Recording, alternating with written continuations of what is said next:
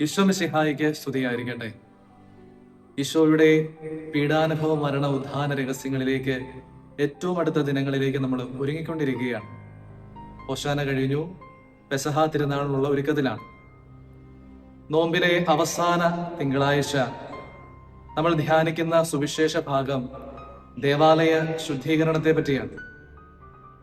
കപടതകളുടെയും കച്ചവട സംസ്കാരത്തിന്റെയും ആധിപത്യം നശിപ്പിച്ച് നിഷ്കളങ്കതയുടെയും പാദം കഴുകലിന്റെയും ആത്മീയതയിലേക്കാണ് ഈശോ നമ്മളെ ക്ഷണിക്കുന്നത്. നമുക്കറിയാം, ഇലക്ഷൻ കാലഘട്ടമാണ്. നേതാക്കള് ചിരിച്ചുകാട്ടിയും വാഗ്ദാനങ്ങൾ നൽകിയും നമ്മളെ ത്രസിപ്പിക്കാറുണ്ട്. ഈശോയാകുന്ന യഥാർത്ഥ നേതാവ് ജനങ്ങളുടെ കൂടെ നിന്ന് അവരുടെ ആവശ്യങ്ങൾ കണ്ടറിഞ്ഞ് അവരെ സ്വർഗത്തിലേക്ക് ഉയർത്തുന്ന യഥാർത്ഥ നേതാവാണ്.